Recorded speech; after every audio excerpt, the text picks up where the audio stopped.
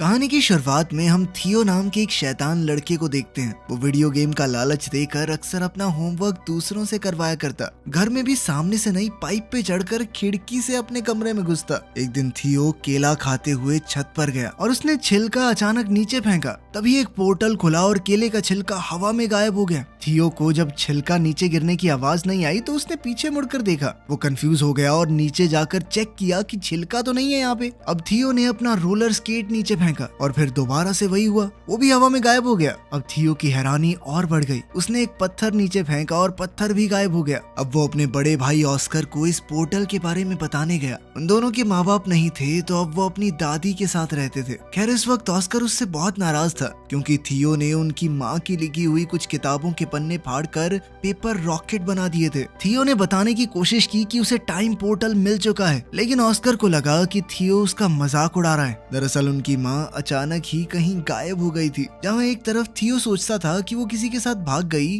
वहीं ऑस्कर का मानना है कि वो एक काबिल साइंटिस्ट हैं जो कि टाइम पोर्टल्स को ढूंढ रही थी और शायद अब किसी और समय में फंस चुकी हैं। वो उनकी रिसर्च को समझकर अपनी माँ को वापस लाना चाहता था। अब दोनों भाइयों में लड़ाई बढ़ती जा रही थी। इसी बीच दादी ने उन्हें कुछ खाने के लिए बुला लिया। दादी के आगे वो दोनों शांत रहे, लेकिन दादी के जाते ही दोबारा बहस शुरू हो गई। ऑस्कर ने गुस्से में थियो को एक आधी गाली बक दी, जिसके बाद थियो ने गुस्से में ऑस्कर का टर्टल पोर्टल में फेंक दिया। ऑस्कर बेचैन होकर हर जगह अपने प्यारे टर्टल को ढूंढने लगा, जिसके ना मिलने पर ऑस्कर ने हर जगह अपने टर्टल के मिसिंग पोस्टर्स लगाए। ऑस्कर उस टर्टल के बहुत करीब था। वो उससे अलग होकर बस रोता रहता। जल्द ही थियो को अपनी गलती का एहसास हुआ और उसने सब कुछ ठीक करने के लिए पोर्टल में कूदने का सोचा। पोर्टल में कूदते ही थियो भी वहां पहुंच गया जहां सब कुछ पड़ा था जो उसने पोर्टल में फेंका था। टर्टल भी वहीं पर था। थियो टर्टल को लेकर घर चला गया और वापस वहीं रख दिया, जिसके बाद वो चुपचाप सो गया। लेकिन अगली सुबह कुछ बहुत अजीब हुआ। थियो अभी सो ही रहा था, लेकिन ऑस्कर काम के लिए तैयार हो गया। अब ऑस्कर की उम्र काफी बढ़ चुकी थी। थियो दरअसल उस पोर्टल की मदद से 1990 से 2022 में आ गया था। यहाँ ऑस्कर एक फिजिक्स का प्रोफेसर है। जल्द ही ऑस्कर डेविड नाम के एक आदमी की दुकान पर कुछ सामान लेने गया।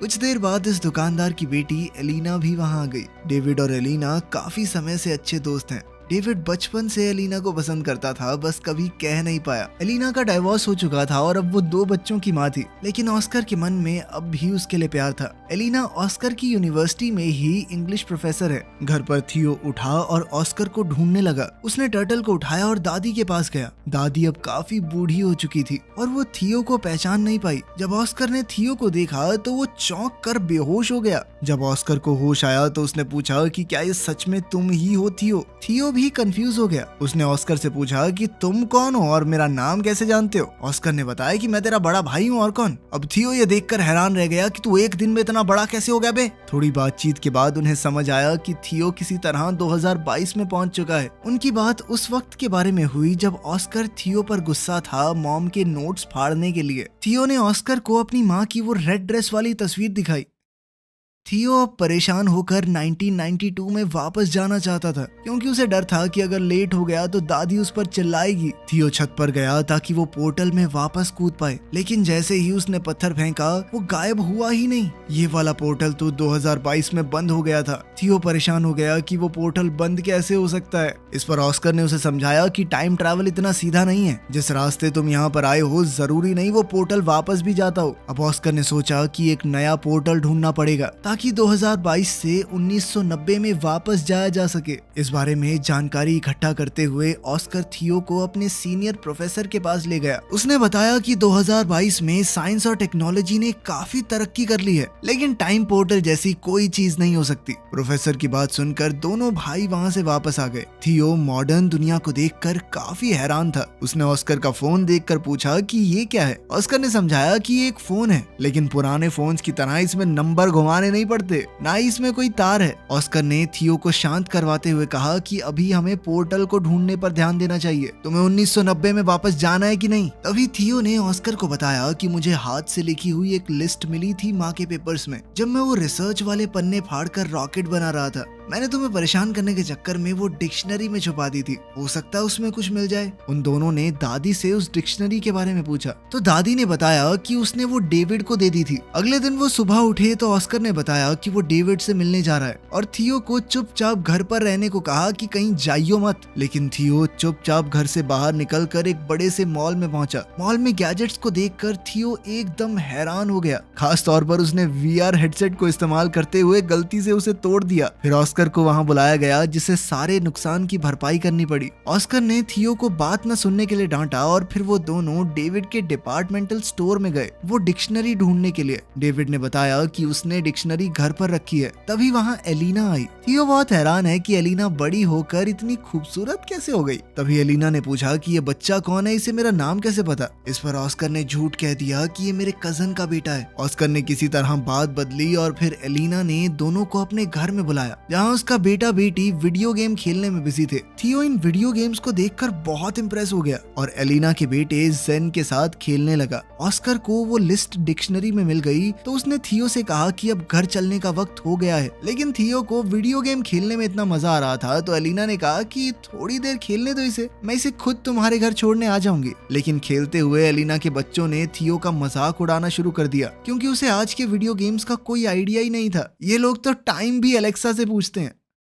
वापस जाकर थियो और ऑस्कर काम पर लग गए। छत पर जाकर ऑस्कर ने बताया कि लिस्ट में अलग अलग पोर्टल्स की जगह बता रखी है। इन दोनों ने बताई हुई जगहों पर चीजें फेंक कर टाइम पोर्टल्स को ढूंढने की कोशिश की लेकिन कुछ नहीं मिला। ऑस्कर को लगा उसने कैलकुलेशंस में कुछ गलती की है और वो दोबारा से कैलकुलेशंस करने लग गया। इस दौरान थियो उससे पूछने लगा कि तुम हमेशा अकेले क्यों रहते हो और कोई दोस्त वगैरह नहीं है तुम्हारा, और खासकर एलिना को अपनी फीलिंग्स क्यों नहीं बताई आज तक। ऑस्कर ने कैलकुलेशंस करते हुए जवाब दिया कि भले ही एलिना का डिवोर्स हो गया है लेकिन मुझे नहीं लगता हमारे बीच में बात बन सकती है। बिना ऑस्कर को बताए थियो ने ऑस्कर के फोन से मैसेज करके डेविड, एलिना और एलिना के बच्चों को घर पर डिनर के लिए बुला लिया। जब ये लोग दरवाजे पर आए तो ऑस्कर सबको देखकर चौंक गया। थियो ने बताया कि मैंने सबको फोन करके बताया और ऑस्कर उसकी शैतानी समझ गया। उनकी इस मुलाकात में ऑस्कर और एलिना एक दूसरे के करीब आ गए और अगले दिन एलिना थियो को शॉपिंग भी करवाने ले गई, उसे नए कपड़े दिलवाने। ट्रायल रूम में थियो हमेशा की तरह फुटबॉल की मजाकिया कमेंट्री कर रहा था।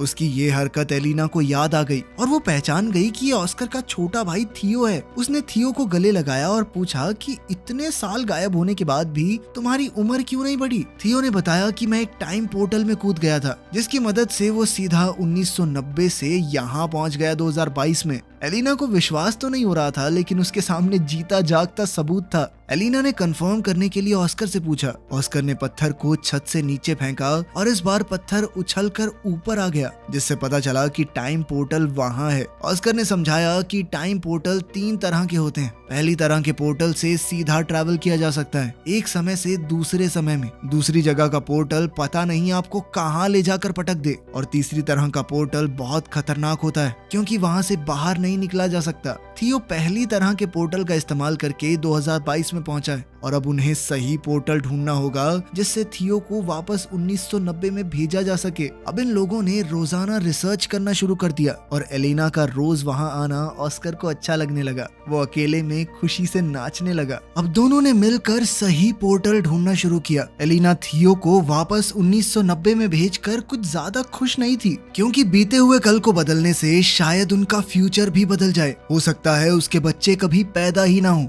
वो अपने बच्चों से बहुत प्यार करती थी लेकिन ऑस्कर ने उसे वादा किया कि थियो के वापस जाने से तुम्हारी जिंदगी पर कोई असर नहीं होगा। वो पूरी कोशिश करेगा कि एलिना की जिंदगी के साथ कोई छेड़छाड़ ना हो। अब वो लोग सोच में पड़ गए कि